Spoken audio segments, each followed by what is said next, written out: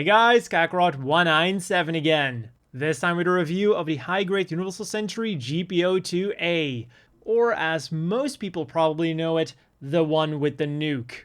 And after building the GP01, this thing sure managed to nuke my expectations. Typically, all you want from building a bulky kit like this is that it looks badass. And with these proportions, Bandai sure nailed this first important thing. Also, I love the white that they used. It's much less bright than the usual Gundam white, and it really helps with the more serious feel of this machine. The color accuracy is also pretty good for the time, but depending on how you like your stickers, you might want to bust out the paint for this one. We get the usual eye stickers and a nice metallic one for the chest sensor. Then we also get a lot of yellow stickers for the shoulders, the chest fence, and the Vulcans.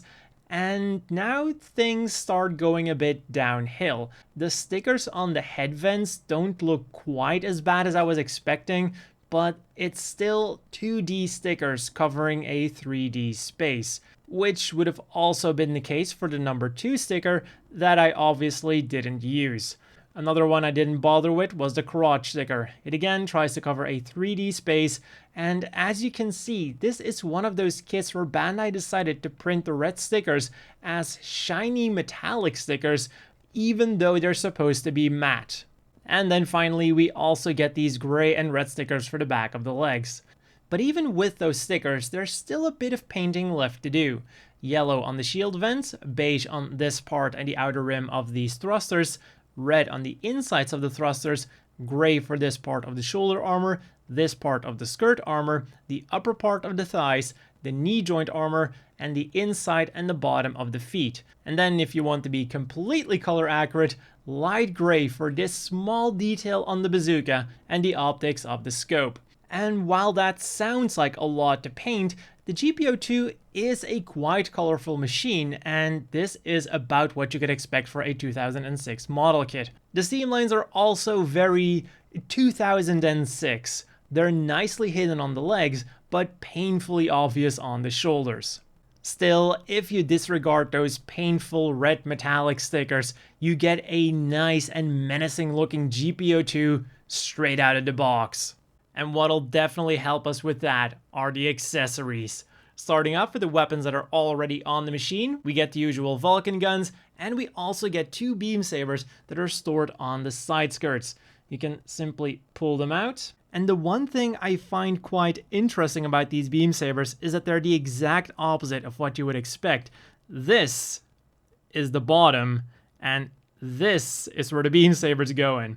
Also, talking about the beam sabers, we get these really cool clear green beam sabers, and the one cool thing is that these are actually specific for the GP02, because when you compare them to the new style long beam sabers, which we get with like newer kits, these are actually almost the same length, but you can see that they're still slightly different. So these are GP02 unique, and they look absolutely fantastic with the bulky GP02.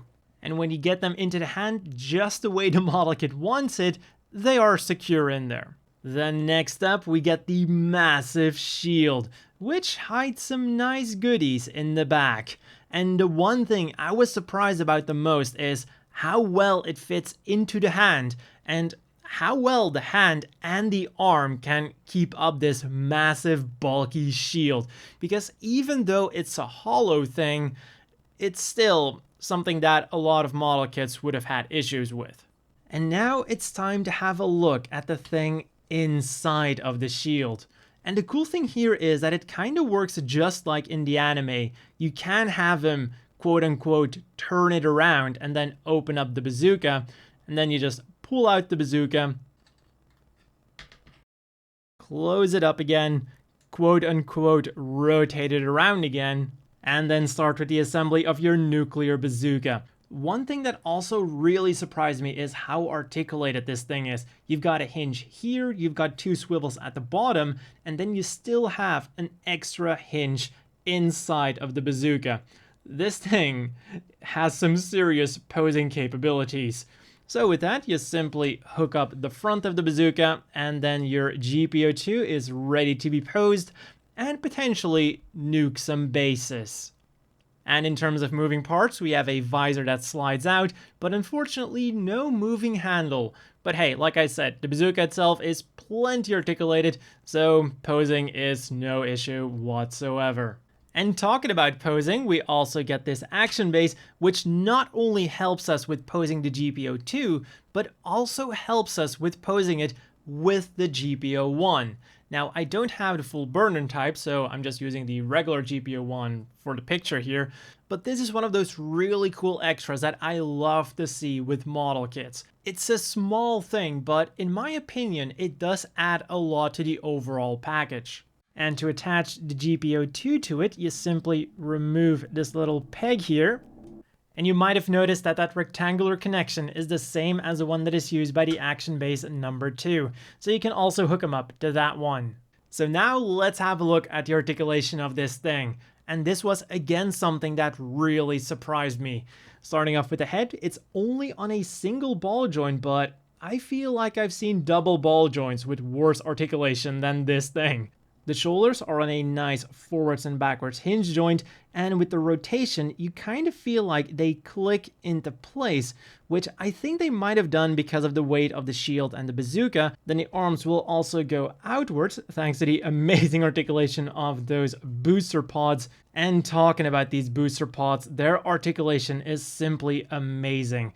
We get a hinge here, there, and then there is a swivel in the middle. So these can literally do anything you want. And there is still more articulation on these booster pods. This thruster on the back will rotate around on a peg, and then the thruster itself will also go in and out a little bit. And probably the coolest thing are these two thrusters at the tips. So this goes open and they're actually on a track, so they move together. And even on the inside, we get some more really cool looking pistons, some mechanical detail. I loved it when I was building it. These are also on ball joints, and while this one is relatively fine,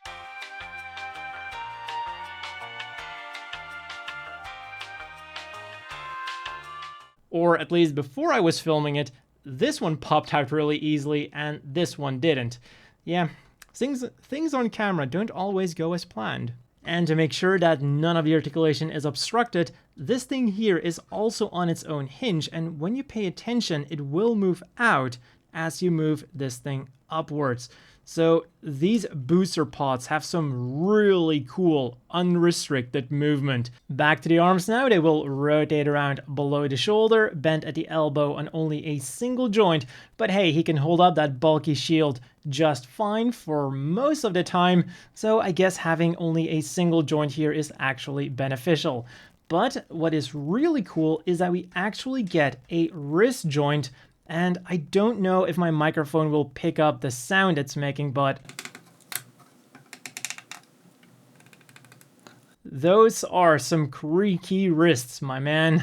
But hey, they're strong, and that's what matters. Now that of course also means that the hand joint is plastic rubbing against plastic, so be careful, especially with the left hand, if you want that shield to stay up.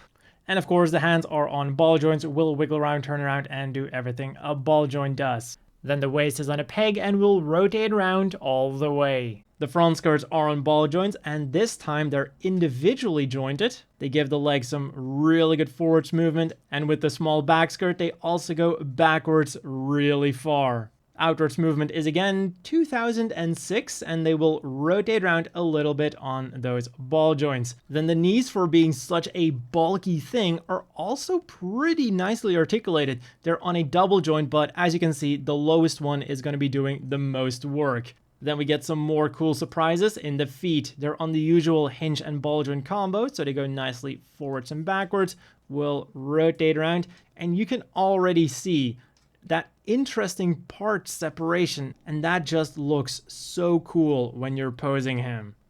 So overall, in terms of articulation, the GP02 was a giant surprise to me. Typically speaking, articulation really suffers with these more bulky mobile suits, but you can really see the love here that Bandai put into this thing. So as always, the inevitable question is, do you want to buy this? And again, the GP02 really managed to surprise me. 2,000 yen is no small price to pay for a high grade, but in addition to the bulk and the size of this thing, the engineering really helps to justify the price. It's by no means perfect, but I found the GP02 to be a very enjoyable and different high grade to build. Especially high grades tend to be quite similar in terms of construction, but the GP02 was something completely different. And if you're not afraid of attacking your Gunpla with paint, this is a total recommendation for a Gundam that's quite different from the usual one, both in looks and in model kit. Then for some size comparisons, first of all, here he is next to the GP01 and the Jim Kai, and you can really see how far technology went in the 6 years after the poor GP01. It was a good kit for 2000, but it really needs a revive now. Next up, the Gelgoog and the Domtropen, and they go very well with the aesthetic of this Gundam. And then finally, here he is next to the standard size Jim Custom and the always bulky Zaku 3. And this thing can definitely give the Zaku 3 a run for its money, especially with the shoulder boosters deployed. So that's all for this review of this very nuclear machine. As always, a big thank you to the Patreon supporters. I hope all of you watching have a great day, and I'll see you all next time.